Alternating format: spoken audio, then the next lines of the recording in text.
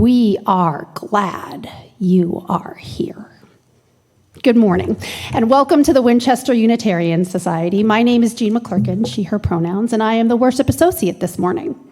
Today is the last of our summer services for 2025, and today we welcome Martin Newhouse as our service leader.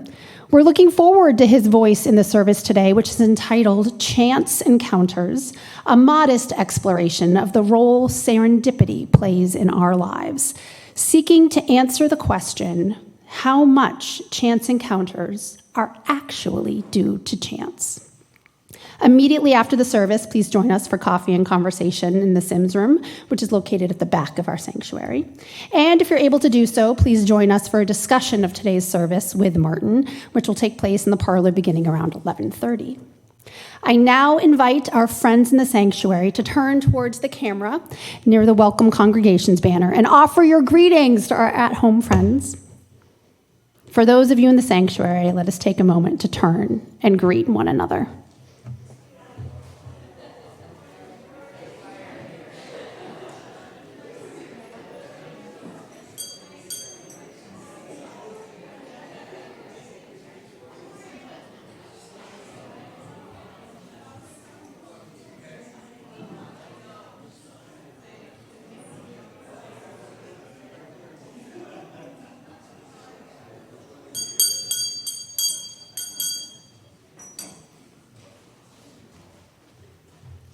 Let us now open our hearts and minds to the spirit of worship.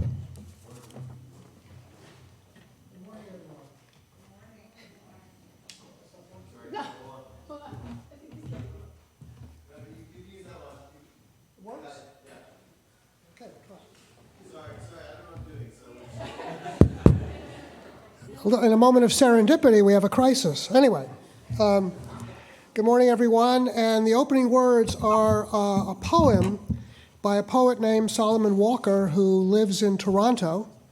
And it's called In the Serenity of Serendipity. Here goes. In the realm of chance and fate's embrace, where destiny weaves its intricate lace, there lies a place of wonder and delight, a realm where serendipity takes flight. O serendipity, you are a muse divine, guiding us through life's labyrinthine. With your gentle touch and whispered call, you lead us to treasures great and small. In moments unexpected, you suddenly appear, a serenade of joy, a symphony so clear, a chance encounter, a meeting of souls, where hearts entwine and destiny unfolds. Your magic lies in the unexpected surprise, a meeting of minds, a meeting of eyes. In the crowded streets or a bustling cafe, you join together two souls astray. Your presence is felt in the gentle breeze, in the rustling leaves and the dancing trees. In the golden sunset's ethereal glow, you reveal secrets sure only you know. You are the spark that ignites the fire, the inspiration that fuels our desire, to chase our dreams, to follow our hearts, to embrace the unknown where serendipity starts. O serendipity, you are a gift divine, a reminder that life's tapestry is intertwined with threads of chance and moments unforeseen, where miracles happen, where dreams convene. Let us now celebrate your wondrous grace. In every unexpected turn life may trace. For in the realm of serendipitous delight, we find the magic that makes our spirits take flight. And for our chalice lighting, got it? Yes, we do have it. So sorry. Okay. Our space will not be perfect, and that's okay. We're working on it. For our chalice lighting today, we have these words by George Kimmich Beach. In the mystery of life about us, there is light. It gives us a place to be, to grow, to rejoice together. It opens the pathways to love. In this place of friendship, there is freedom. Let the light we kindle go before us, strong in hope, wide in goodwill, inviting the day to come. Please join us in singing hymn number 194 in your gray hymnal called Faith is a Forest.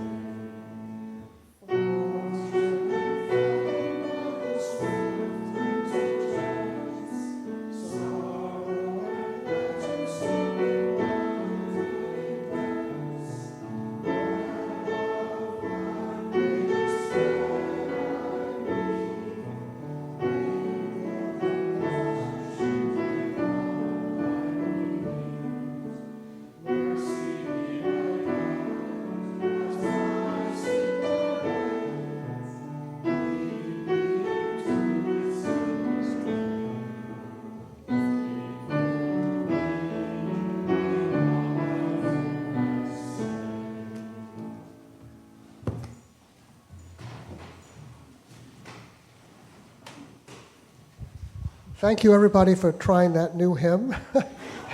I think you all did a good job. I don't know that we've ever sung that hymn in this church before, but it did have the word chance in it, so I thought it was a great choice. Now I'd like to invite all those who are young or young at heart to come forward, and maybe some people who aren't so young but would like to come forward. We can provide chairs if you like them. I'm going to try to do this thing here.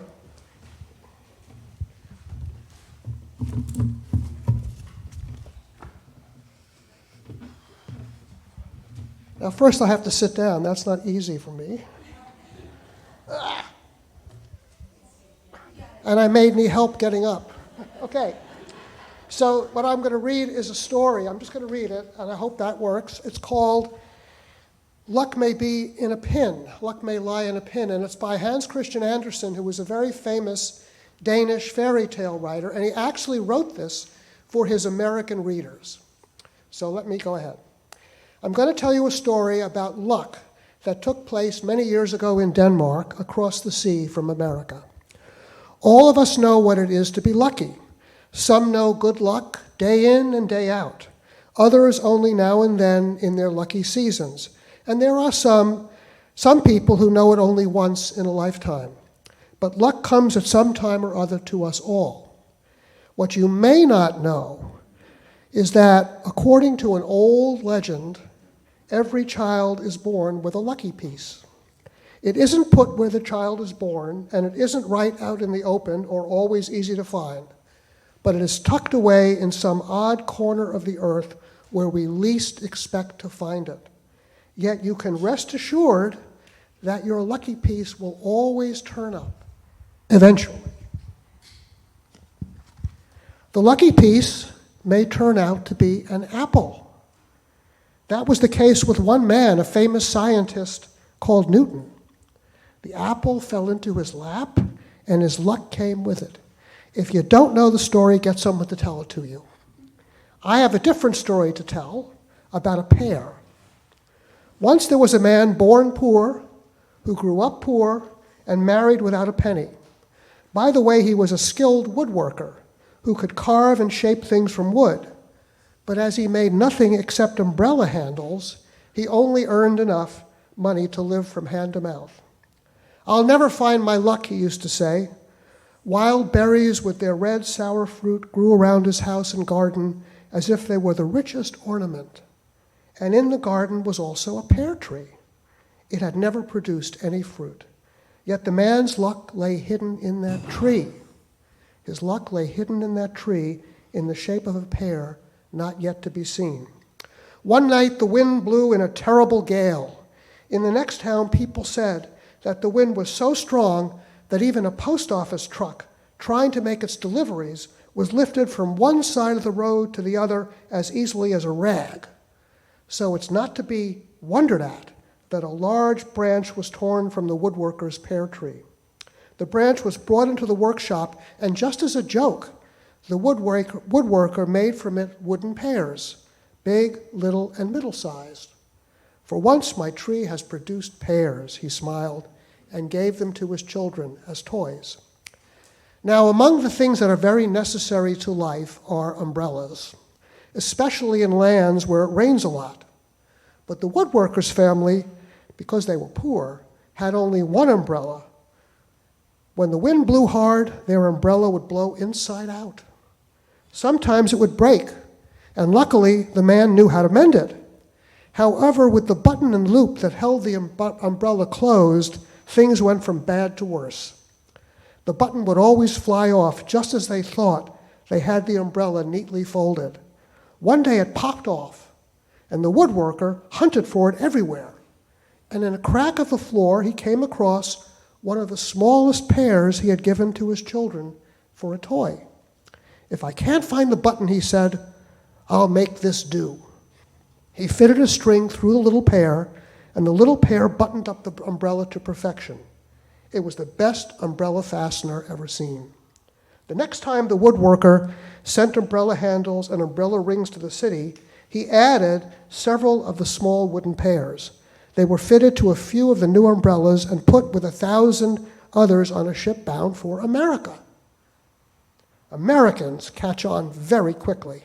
They saw that the little pears held better than the other umbrella buttons, and the merchant gave orders that all the umbrellas sent to him from then on should be fastened with little pears.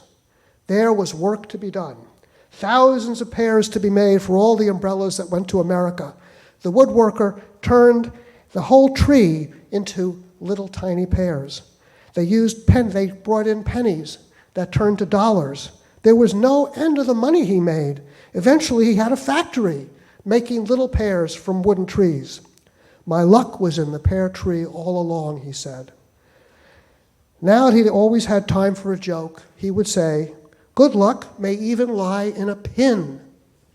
And Hans Christian Andersen, who, as I told you, wrote this story, said that that is true.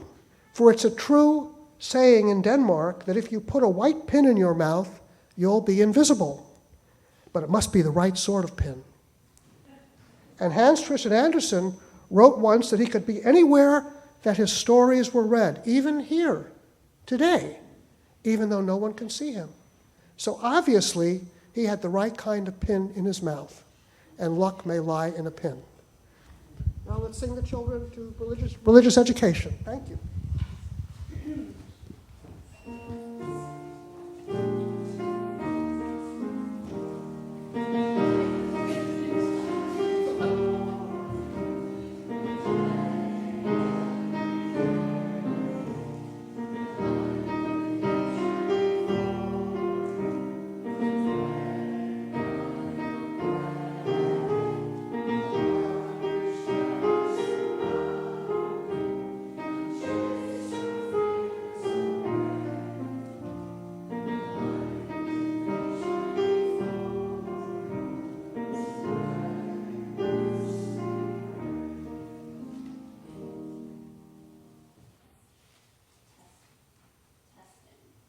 Testing. Oh, there we go. Okay.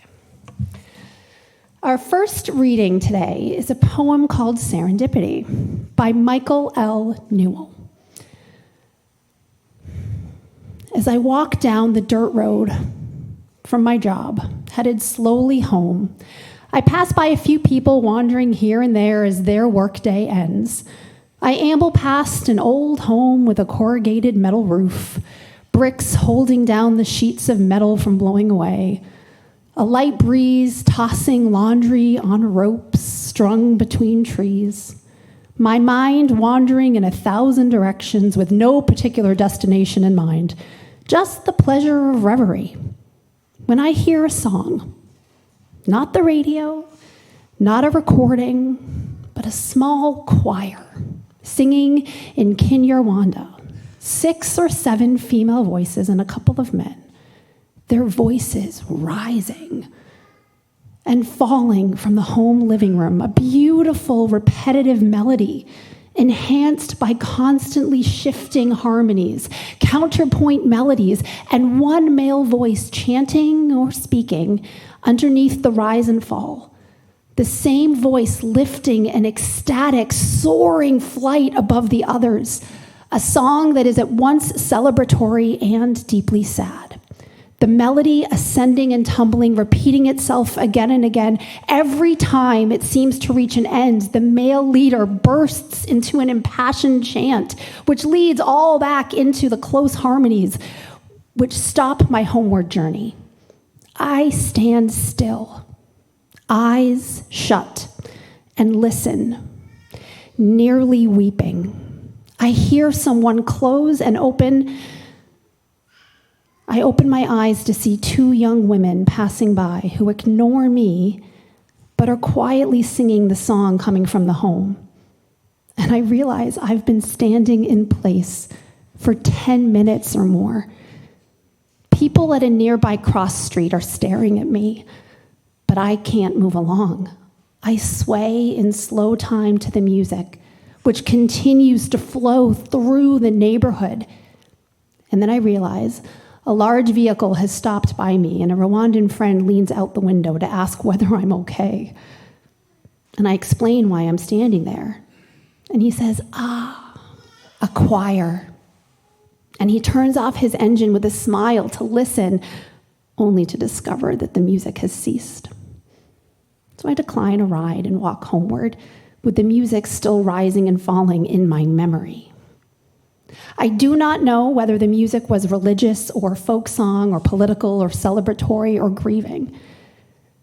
But hours later, I still hear the music.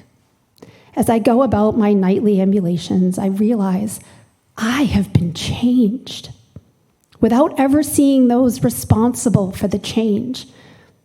I have heard on a dirt road from a ramshackle home music, rough-hewn, homemade, finer than what I could find in a concert hall while entertained by highly trained professional musicians.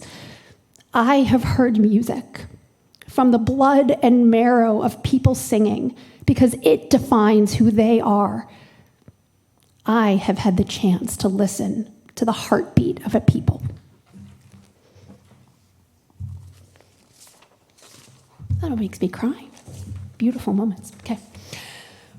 We've come to the time in our service where I invite you to come forward in our ritual of joys and concerns. You will be able to light a candle and share a joy or a sorrow that you carry within. Please note this service is, we think, being live streamed, right? We got that working. And will be available over the internet as an archived recording. If anyone wishes to have a candle brought to them, please raise your hand, and I or Martin will be able to come around. We invite you forward. Thanks.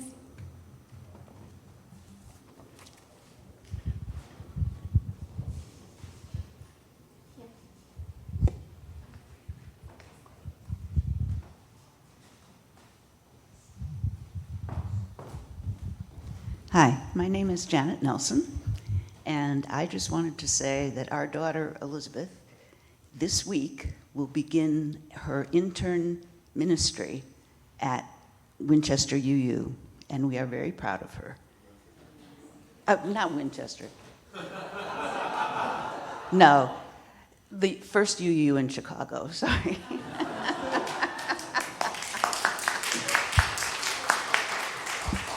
That's wonderful news.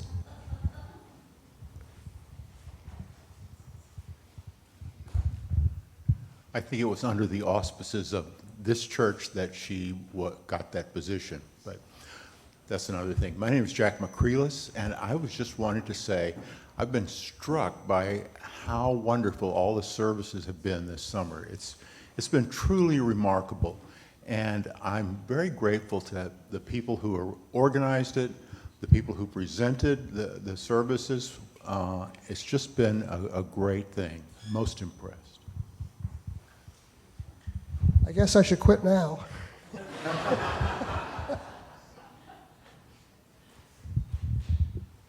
Thank you, Jack.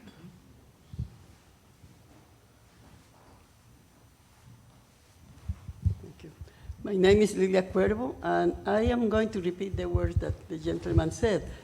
This candle is in joy and gratitude for the opportunity to have had this church as my spiritual home during the summer. Services were wonderful, and I had a great time. Thank you.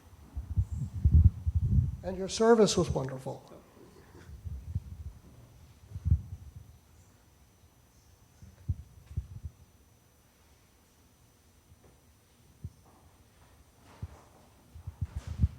Hi, my name is Lee Barton, and I have a candle of joy.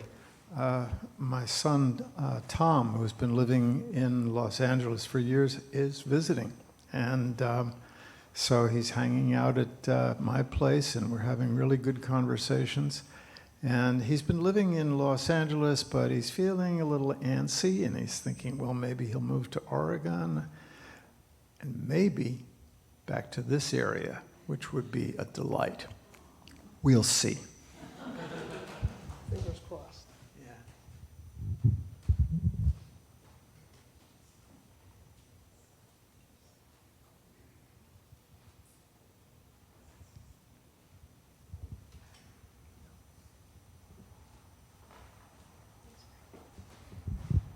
Hi, I'm Lori Russell, and an unfortunate sorrow in that my family is grieving the loss of my aunt, who passed about 10 days ago, but we also know that she's now at peace and with my uncle, so somewhat a joy also.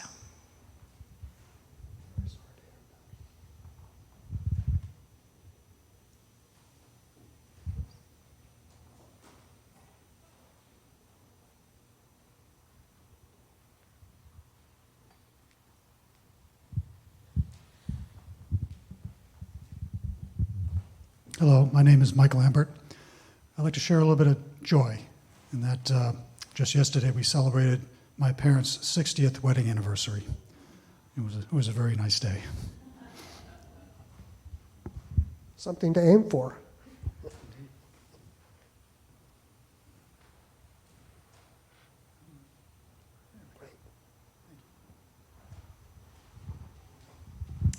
Hi, everyone. I'm Dan Spencer. I have a joy to share with anybody who's ever been an academic. My first PhD paper that I started working on in 2015 was just accepted for publication in the journal Biostatistics this past week. So it's finally done. Congratulations.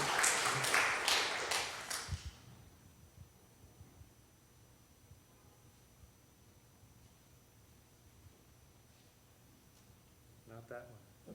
We'll try this one.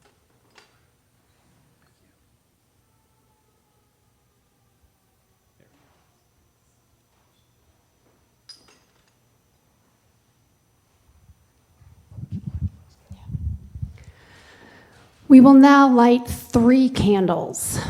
One in honor of all the joys and concerns shared here today.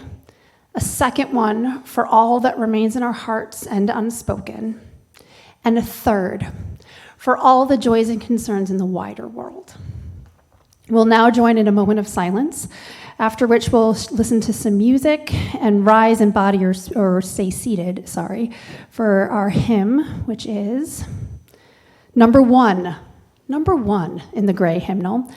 May nothing evil cross this door, and for that you can remain seated. Thank you.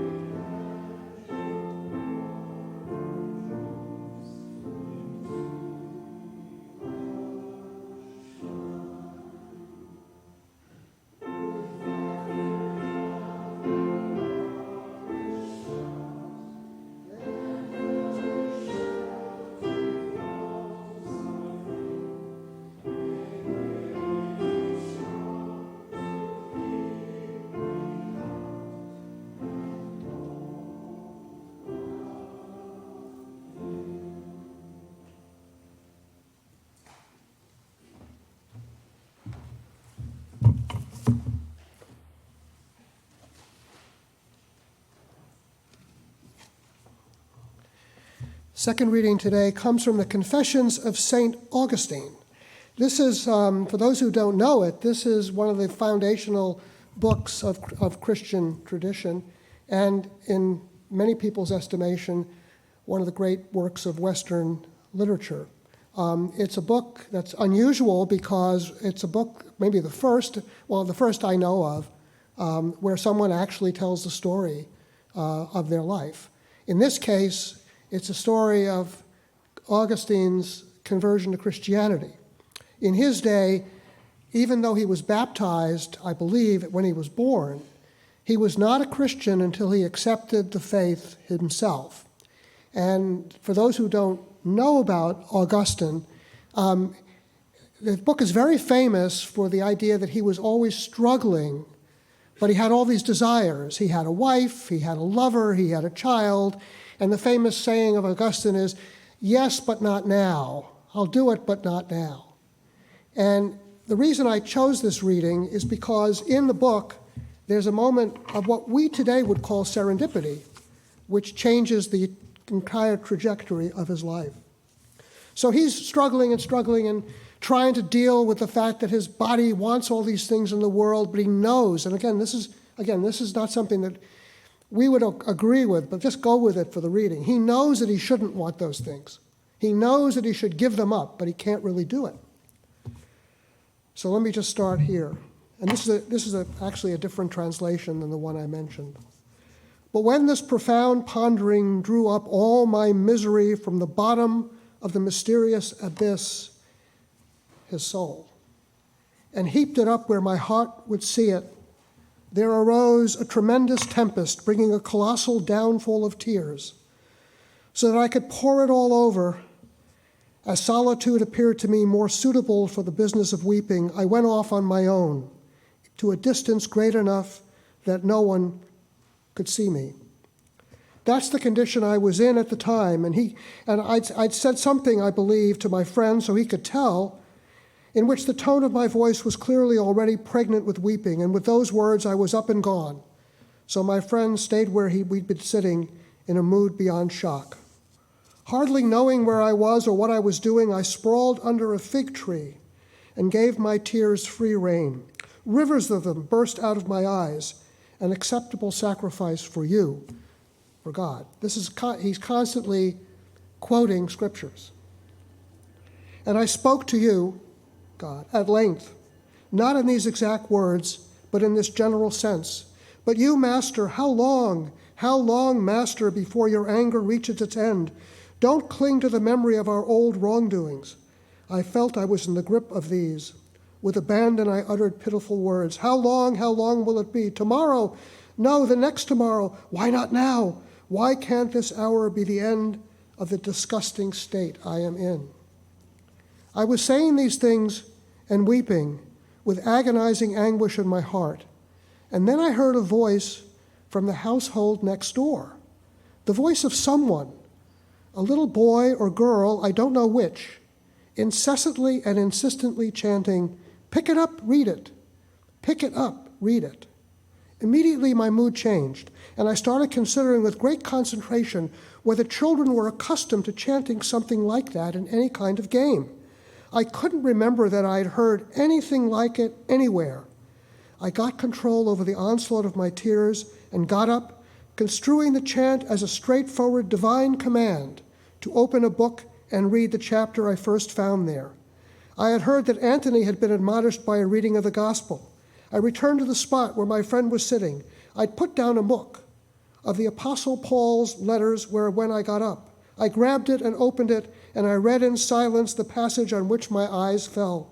Quote, "Don't clothe yourself in raucous dinner parties and drunkenness, not in the immorality of sleeping around, nor in feuds and competition, but clothe yourselves in the Master Jesus Christ, and do not make provision for the body in its inordinate desires." I didn't want to read any further, and there was no need. The instant I finished that sentence, my heart was virtually flooded with a light of relief and certitude, and all the darkness of my hesitation scattered away. I won't read any more, except that this chapter ends where, who does he go tell? His mother. One of the great things about this book, if I may digress, is Augustine's relation with his mother, who was a Christian and wanted him to be a Christian. And so he goes and tells his mother, and she's thrilled. And one of the saddest parts of the book is when his mother dies. And I believe, from memory, that Augustine says, I know I shouldn't be unhappy because she's gone to heaven, but I can't help it. I can't help it. I weep because my mother's died. So it's a great book. Not something most Unitarians read, I think, but a great book. Anyhow, once again, good morning, everybody, and thank you for being here on this Sunday of Labor Day weekend. I think we can all agree that chance plays a large part not only in our own lives, but also in history and current events, which will be history soon enough. This demon chance has its bad and its good sides. So we may, by accident, meet the person with whom we will happily spend the rest of our lives, or we may accidentally drive into a pothole and destroy our car's tire or worse. When chance results in good things, we often call that good luck. When the results are not good, we often call that bad luck. This morning, I'd like to offer some reflections on a particular type of good luck, the mysterious thing we call serendipity. I hope that if some of you are able to join me after the service, after the refreshments for discussion, you'll have a chance to tell us of your own serendipitous encounters. But first, I'd like to take a moment to explain why I chose a topic for today's service that does not directly address the calamitous events unfolding around us every day.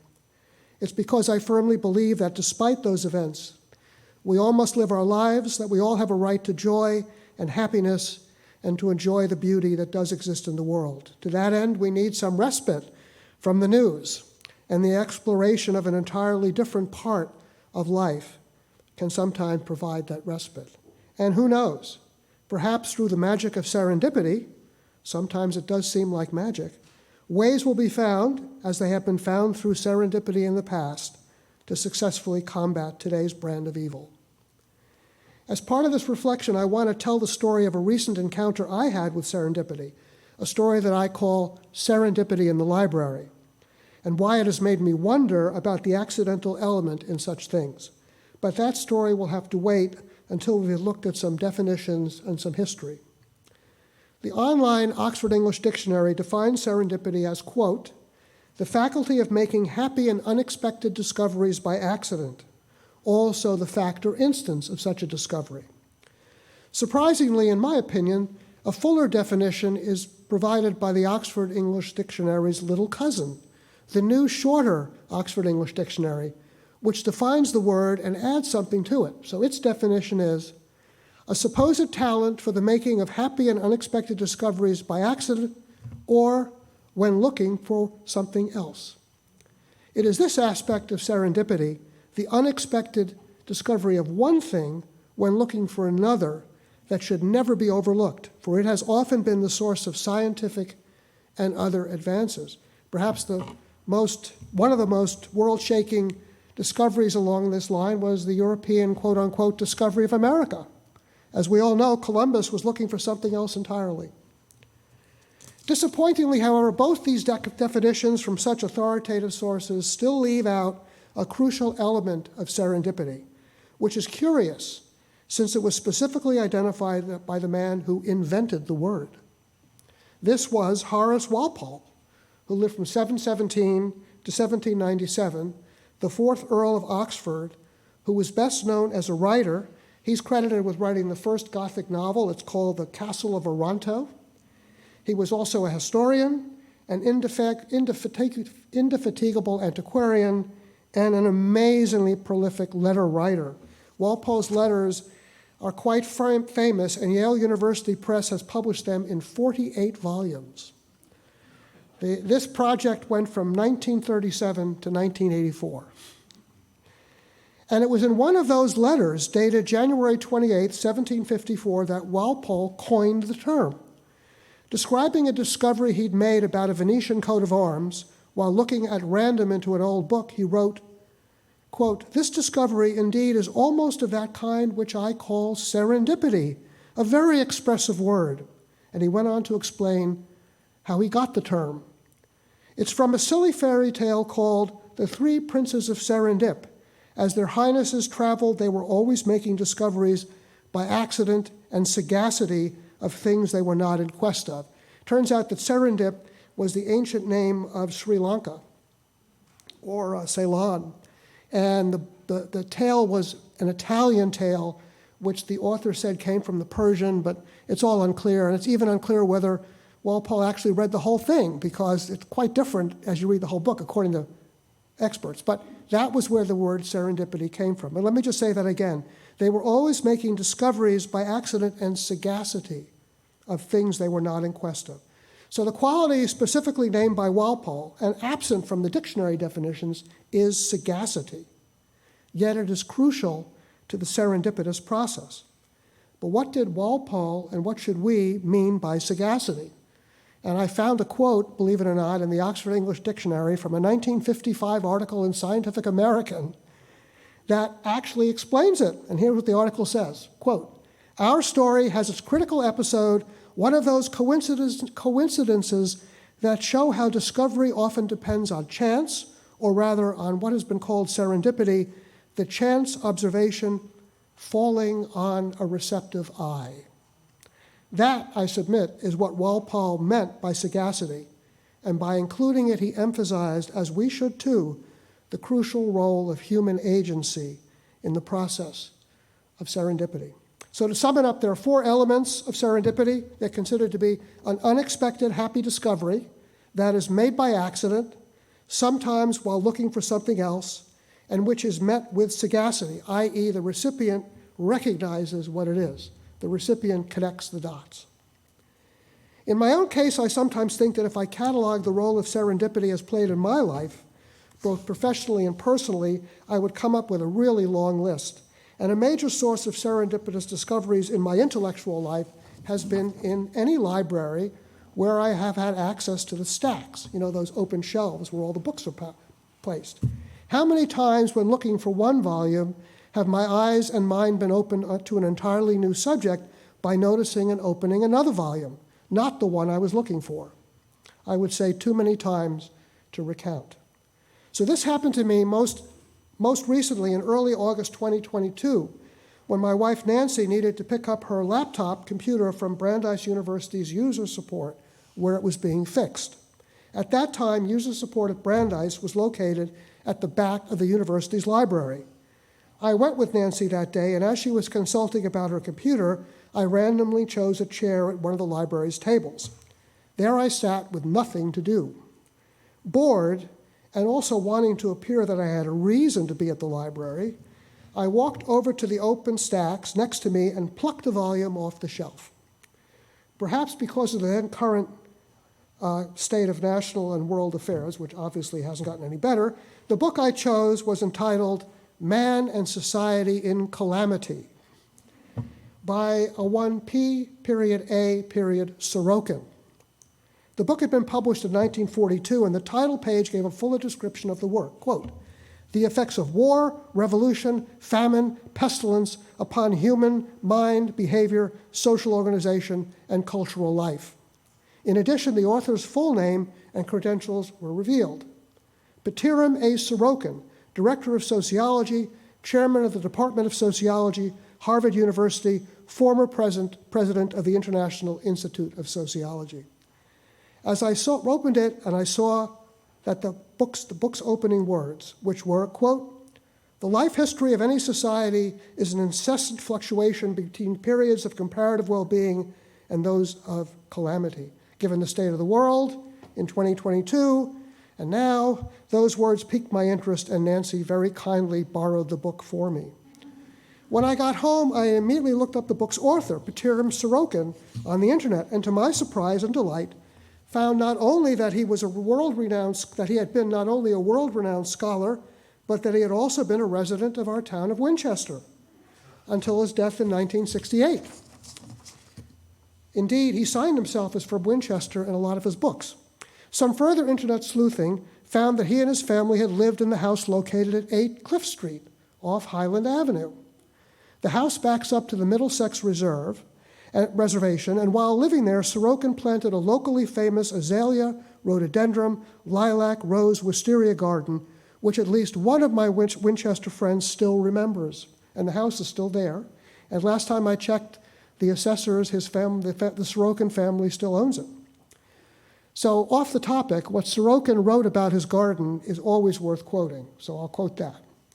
"Working in the garden gave me all the exercise I needed, made unnecessary any psychiatrist for keeping the peace and integrity of my mind, and provided hours during which some fresh ideas have been born in my mind. So I strongly recommend that everyone develop his own garden and work it as much as possible." Returning to the subject. In any event, my chance discovery of Sorokin was a very happy one for me. It was a pleasure to learn about his life. He was born in Russia in the 19th century. He became the youngest professor at the University of St. Petersburg. He was an official in the government that occurred after the Tsar fell, and he was kicked out of Russia by the Bolsheviks, and he wandered around, and he ended up finally at Harvard, where he founded the Department of Sociology, and by the end of his career, he developed a philosophy of altruism, which I think would be totally in keeping with what we UUs believe. I learned a lot from his work, which provides some deep thoughts about our world today, and ultimately I gave a talk on Sorokin to a Winchester club to which I belong, which was very well received. Obviously, this instance of serendipity was a lot of fun for me, but all the ripples and reactions it spawned led me to question, with some trepidation, whether that serendipitous experience did happen entirely by accident.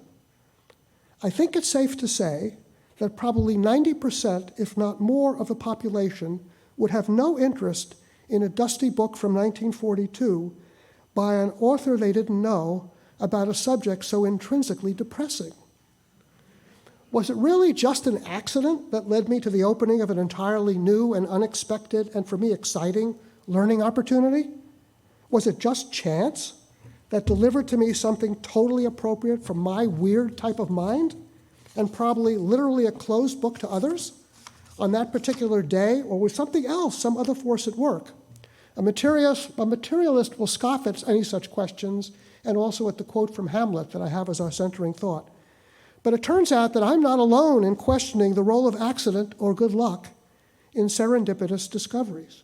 Indeed, the whole question of the role of accident has spawned some serious efforts to diminish the importance of chance and serendipity. In preparation for this little talk, I have come across two such efforts. A book by Christian Bush, which is called The Serendipity Mindset, The Art and Science of Creating Good Luck, and a book by David Cleveley called Serendipity, It Doesn't Happen by Accident. It turns out, upon quick perusal, that both of these authors accept that chance and unexpected events do happen.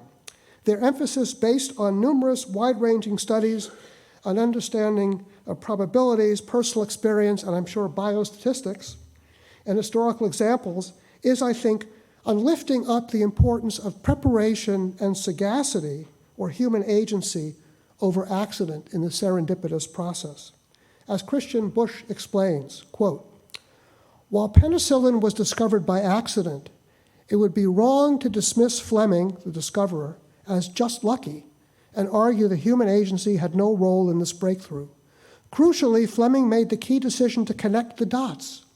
It may have taken years to reach fulfillment, but had Fleming not had the right mindset to make that association, the green mold contaminating his petri dish would have remained just another forgotten laboratory mishap. In fact, the antagonism between mold and bacteria and germs had been observed decades earlier, but nobody paid proper attention to it. Serendipity is not just something that happens to us. It is a phenomenon with distinct features, and each of those features can be nurtured in our own lives. For us to really understand serendipity and to be able to see it not as an external force, but as a magical, and he uses that word, magical, tool we can use, we need to look more closely.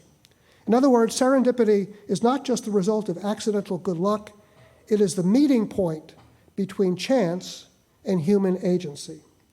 David Cleveley goes even further in his book, arguing that we can systematically engineer serendipity. So in both of these works, chance is not entirely eliminated, but I would say it is domesticated. If there's one criticism I have of these efforts, is that by trying to lessen the importance of accident, they also rob serendipity of its other essential characteristic, that the discovery or development must be unexpected. How can something be serendipitous if it is planned for and expected? But the still unanswered question is the question I had, namely, why that particular book at that particular time, and why to me? In this connection, I would be remiss, I think, not to mention that there's a much older view that while it takes chance out of the picture, retains the unexpected nature of serendipity. This view is exemplified in the reading from St. Augustine, which, as I noted, basically describes the turning point in his life of faith. As he wrote in the Confessions, Augustine saw in serendipity the operation of divine providence. That was the explanation for him of why at the moment in the garden he heard the child's randomly cry of, "Take and read it, take it and read." While I cannot seriously consider divine providence caused me to choose that volume by Sorokin in 2022, the matter is much too small and insignificant.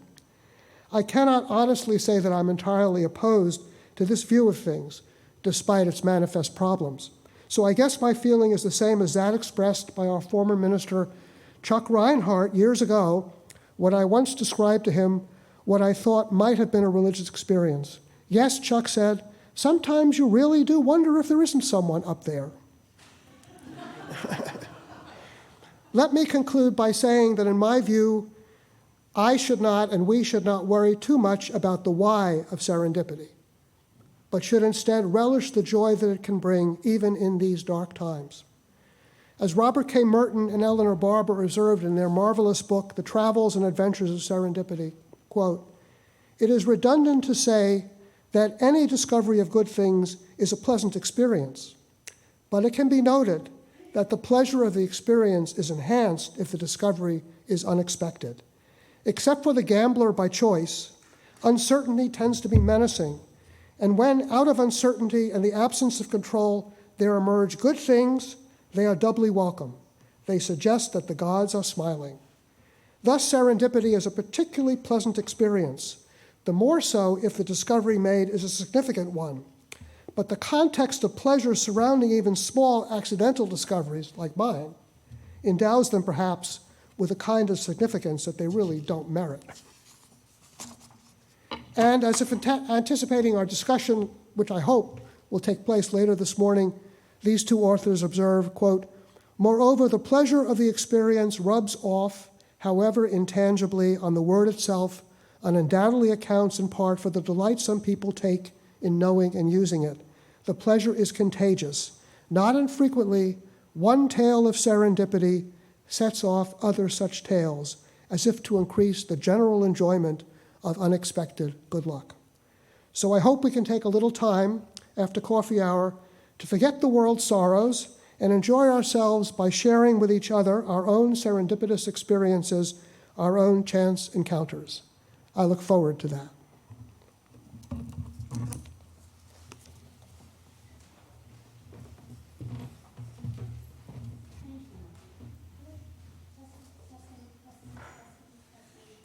Testing, there we go.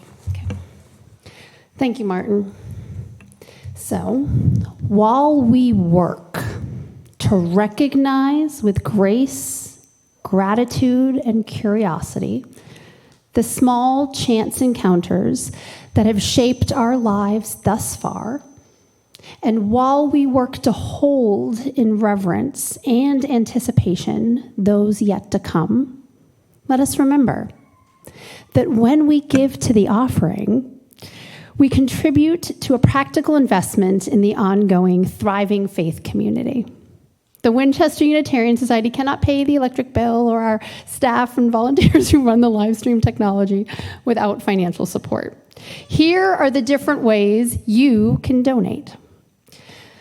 Those attending by live stream will see information about how to give. For those in the sanctuary, details are printed in your order of service. If you are visiting us for the first time, you are our guest, and the most valuable thing you can contribute is your contact information so we can stay connected beyond just this Sunday. The offering will now be generously given, and gratefully received. Thanks.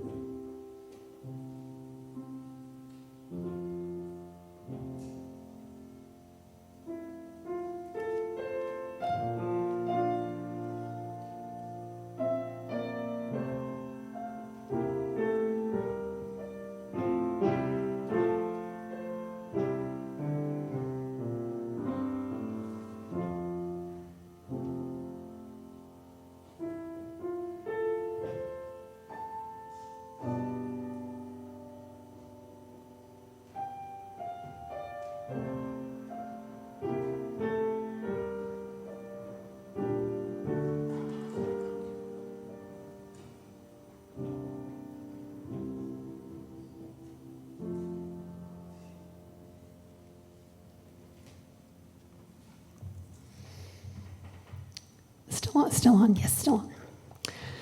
Those who wish to do so may join me in reading our affirmation of shared ministry printed in your order of service. We gather not for ourselves alone, but to build the beloved community within. Am I doing the right one? I'm looking at you guys. Am I doing the right one? Yeah? I missed a part. Can we try that one more time? Are we all good for that? Okay. We gather not for ourselves alone, but to use our common power to build the beloved community within and beyond these walls. We create and reaffirm this covenant this day to make justice flourish, to practice compassion amidst difference, and to embody transformative love. Thank you for that grace. Let us now rise in body or spirit for our closing hymn, number 64, in your gray hymnals. Oh, give us pleasure in the flowers today.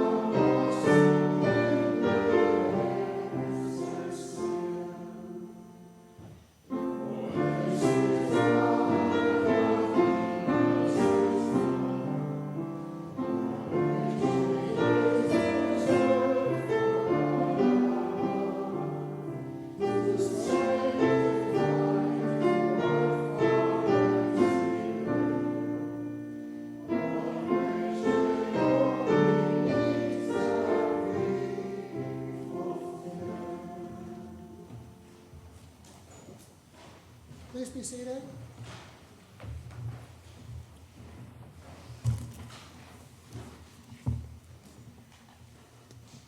The benediction this morning is unexpected blessings. May we not fear the unexpected, but see it rather as a gift. May we find hidden blessings in our struggles, discovering something we never sought that might bless us beyond compare.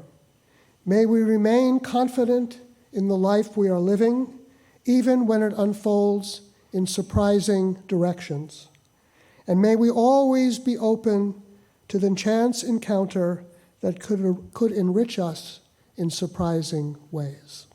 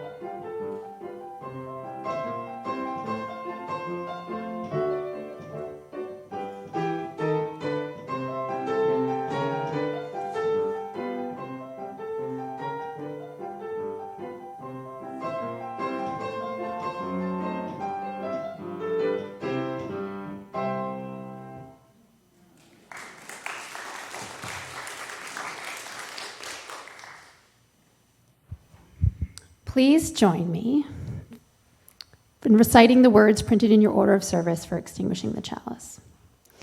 We extinguish this flame, but not the light of truth, the warmth of community, or the fire of commitment. These we carry in our hearts until we are together again. The service has ended, but our life of service continues. Let us please move to the Sims room or the Zoom room for the folks on the Zoom link.